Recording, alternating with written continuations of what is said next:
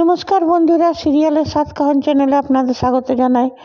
চলে এসেছি ওমর দরদিয়ার সাতকাহন নিয়ে নিয়ে তারপর দেখা যাচ্ছে ব্যাংকের লোকটা যখন এসেছে, বান্টি তো যে বলে দিয়েছে যে সে সাথী বাড়ি বন্ধক রাখছে, তখন ওরা সব ওই বুড়ো শিবনাথ রায়, তারপর ওই গ্র্যান্ড মামি মলি, ওর বাবা সবাই চলে এসছে উপরে, নিয়ে বলছে সাথী এটা কিন্তু আইনসঙ্গত নয়, বাড়িটা দুই বাড়ির প্রপার্টি, দুই বাড়ির, তুমি একা বন্ধক রাখতে পারো না। তখন সাথী বলছে যে আমি নিজের অংশটা তো আমি বন্ধক রাখতেই পারি, আর কিন্তু ওকে বাণী অনেক বোঝাচ্ছিল সাথীকে যে মায়ের মানে বসত ভিটে মায়ের সমান বন্ধক রাখতে নেই, অমঙ্গল হয়। অনিরুদ্ধও সেটাতে মত ছিল না, কিন্তু ওর মা যখন বুঝালো বললো ঠিক আছে মা, তাই। কিন্তু ওরা যখন এলো তখন ওরা এসে নি বলতে লাগলো তুমি এটা করতে পারো না। তখন ইয়ে তাপস এসে বলছে এই মেয়ে কোনো দিন শান্তি দেবে না অনিরুদ্ধকে। অনিরুদ্ধ, এই রাস্তার মেয়েটার জন্যে তুই মানে সবাইকে এমনি করছিস, তো তোর কখনো ভালো হবে না। তখন অনিরুদ্ধ বলছে দেখো, যাকে তোমরা রাস্তার মেয়ে বলছো সে আমার রোল মডেল, ওকে দেখেই আমি শিখেছি জীবনে জিরো থেকে কি করে শুরু করা যায়।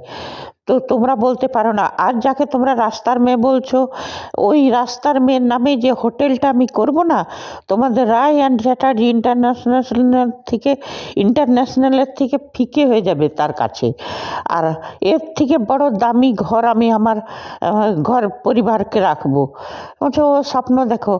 নিয়ে তারপরে বলছে যে মানে বাণী ভাবছে সম্পর্কটা কোনো রকমের ঠিক হয়ে যাক। নিয়ে বলছে দাদু ভাই হাত জোড় করছি, অমনি করবেন না আপনারা, হ্যাঁ আপনারা।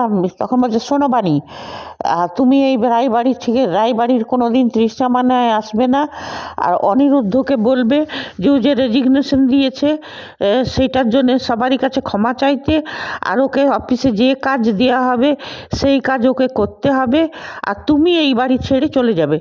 তো বাণী বললো ঠিক আছে রাজি, আমি রাজি, সবটাতে রাজি। তখন অনিরুদ্ধ বললো যে বাণী তুমি কেন রাজি হচ্ছ?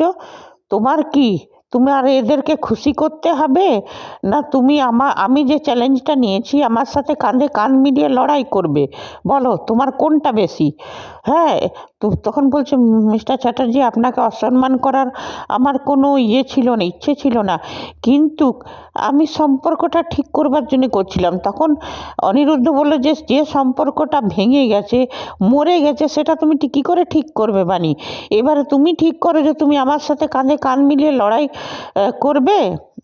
তখন বলছে মিস্টার চ্যাটার্জি আপনার ইচ্ছাকে তো কোনো দিন আমি অসম্মান করিনি, আজও করব না, আমি আপনার সাথেই আছি।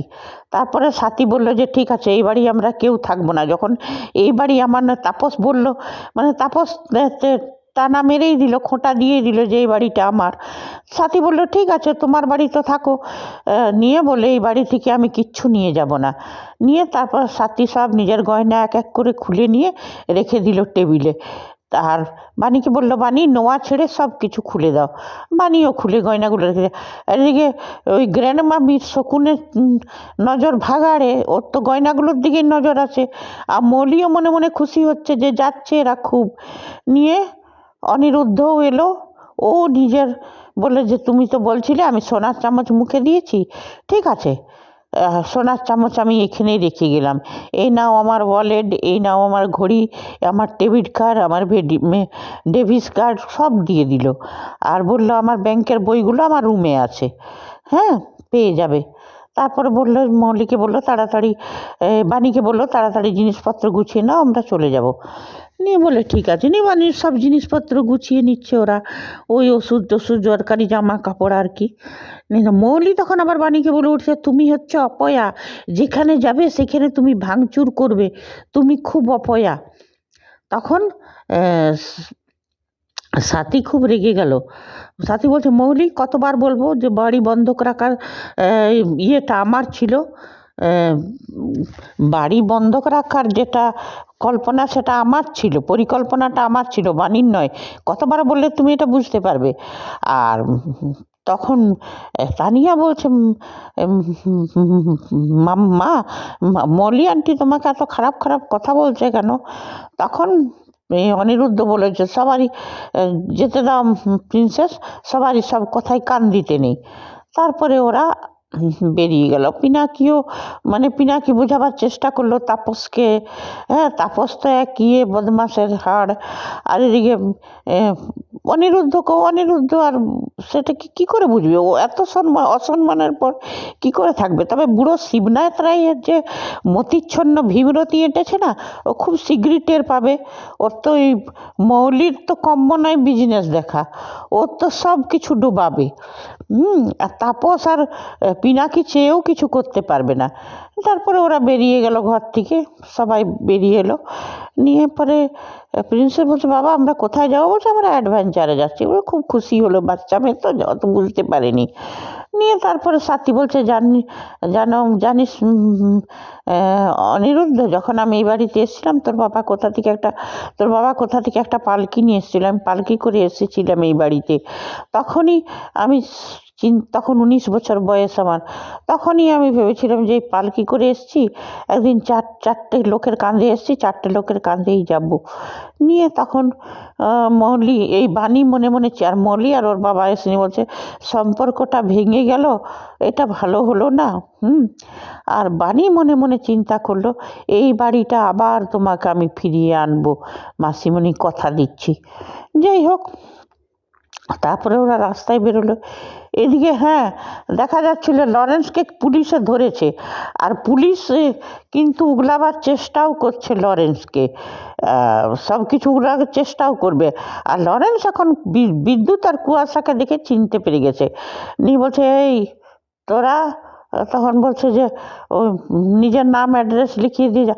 তখন লরেন্সের লোকটা বলছে লরেন্সকে, কি দাদা, এ আমাদের সঙ্গেই ছিল জেলে, এ আমার সঙ্গে চেনাশোনা আছে। বলছে ঠিক আছে, এর অ্যাড্রেসটা নিয়ে নিবি।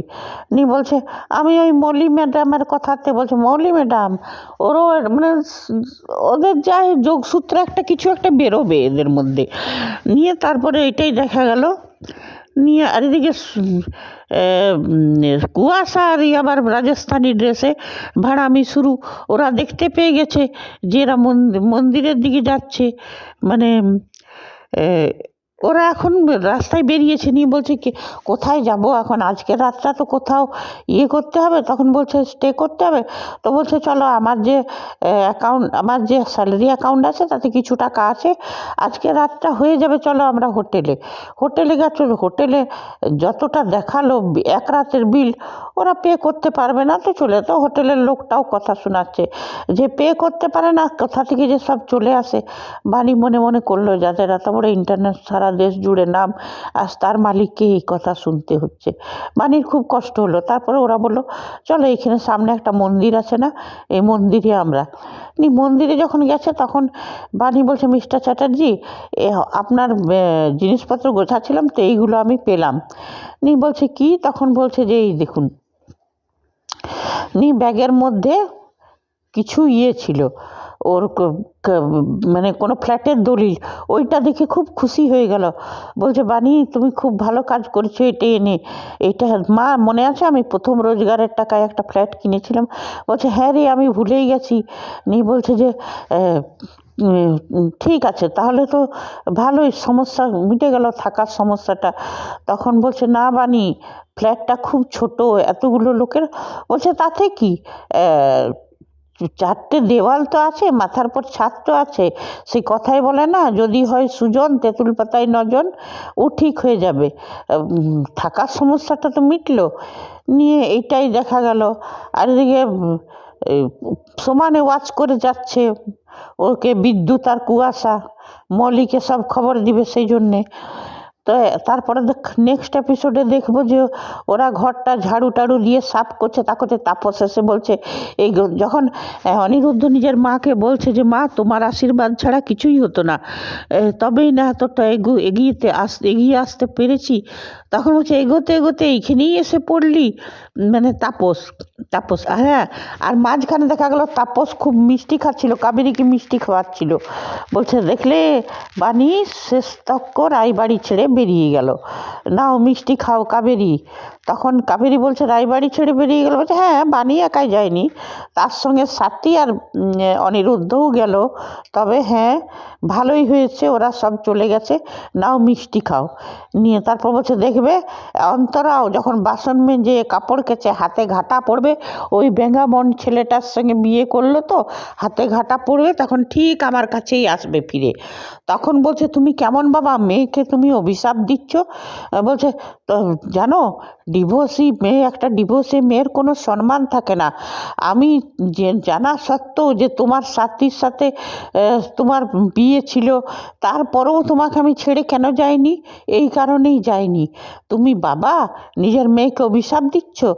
নিয়ে তারপর বলছে এ সাথী ছাড়ো এসব কথা, কিছু নোনতা টোনতা নিমকি চানাচুর কিছু আছে, মিষ্টি খেয়ে খেয়ে মুখটা মিষ্টি হয়ে গেল। নিয়ে সাথী বলছে হ্যাঁ চোখটা বন্ধ করো, নিয়ে ওকে লঙ্কা খাইয়ে দিয়েছে, বলছে ঝাল। তখন সাথী ওকে খুব কথা শোনালো যে সব কিছু জানা সত্ত্বেও আমি তোমাকে ছেড়ে যাইনি কেন, একটা ডিভোর্সি মহিলাদের কোনো সম্মান থাকে না, আর তুমি নিজের মেয়েকে এমনি অভিশাপ দিচ্ছ। সে তো হলো আজকের সিরিয়ালের কথা। এইবারে আমি বলবো যে এখনো পর্যন্ত নকুল কেন চুপ করে আছে, মেকার্সরা কেন মেকার্সরা এত যদি সিরিয়ালটাকে স্লোভাবে টানে আর শয়তানদের একতরফা জিদ দেখিয়ে দেয়, তো সেটা কি আর ভালো লাগবে? এই যে তাপস এইখানে এসেও হানা দিচ্ছে, এটা তো অনিরুদ্ধ নিজের রোজগারের টাকার কিনার ফ্ল্যাট। কেন খাটালিটা তো অনিরুদ্ধ ছিল, ঠিক আছে কোম্পানিটা ওদের, সব কিছু ওদের, কিন্তু এই স্যালারি অ্যাকাউন্ট সিজ করা এটা ঠিক হয়নি। কেন কি এগুলো খাটালিটা তো ওর ছিল, ও তো খেটেছিল পরিশ্রম করেছিল তবেই তো ও টাকাটা পেয়েছিল, তো ওরা কোন অধিকারে ওটাকে সিজ করে দিল? আর তাপস কোন অধিকারে চলে এসছে এখানে হানা দিয়েছে? আর সাথী সাথী কেন তাপসের নামে রিপোর্ট করছেন? তাপস যখন এত ওদেরকে হেনস্থা করছে, তাহলে সাথীও নিজের লড়াইটা লড়ুক, সাথীও বলুক যে আমার স্ত্রী থাকতে পরে আরেকটা বিয়ে করেছে, আরেকটা সংসার করেছে, এটা ফোঁস করতে তো ভয় নেই, ঠিক আছে একদম ওকে জেলে পাঠাতে হবে না, কিন্তু সাথীকে নিজের আত্মরক্ষার জন্যে, নিজের ছেলের ভবিষ্যতের জন্যে, নিজের আত্মরক্ষার জন্যে তাপসকে তো ভয় দেখাতে হবে যে আমিও থানায় যাব, তোমার নামে রিপোর্ট করব, আমিও কোর্টে যাব, তোমাকেও জেল পাঠাবো। এইগুলো তো সাথীর বলা উচিত। একতরফা শয়তানরা সবাই মিলে জয়ের হাসি হাসবে, আর এদিকে বাণী সবারই, আর বাণী এত যে কথা শুনছে সবারই, এইটা একদম ভালো, বাণী চুপ করে কথা শুনে যাচ্ছে আর উল্টা নিজেকেই দোষ দিচ্ছে। এইগুলো দর্শকরা দেখতে চায় না। আমরা চাই বাণীর একদম মা দুর্গা রূপ। বাণীকে যে শোনাতে আসবে তাকে, ঠিক আছে কাজে যখন করবে করবে, কিন্তু সব সময় কেউ যদি অন্যায়ভাবে বাণীকে বলে যায় আর বাণী চুপ করে শুনে, সেটাও দর্শকদের পছন্দ নয়। বাণীর মুখে এমন কিছু কড়া কড়া ডায়লগ দেওয়া হোক যাতে ওরা থেমে যায়। আর সাথীরও উচিত তাপসকে ভয় দেখানো যে কোর্টে যাব, তোমার সব প্রত্যেকটা জিনিস আমার অর্ধেক আছে, আমি তো এমনি এমনি আসিনি, তুমি বিয়ে করে এনেছিলে, তাই তোমার প্রত্যেকটা জিনিসে আমার সমান অধিকার, আর তুমি যদি এইখানেও এসে আমাদের শান্তিতে থাকতে না দাও তো আমি কোর্টে যাব। এইগুলো বলুক। আর হ্যাঁ আমরা প্রতিবাদী বাণীকে দেখতে চাই, এ ভিজে বেড়াল নাকি কান্না কানা বাণীকে নয়। ঠিক আছে বন্ধুরা, আজ এতটাই, আবার চলে আসবো ওমর দরদিয়ার 7 কান নিয়ে। আপনারা যদি আমার সাথে সহমত থাকেন কমেন্ট করবেন, না থাকেন তাও করবেন। ধন্যবাদ, বাই।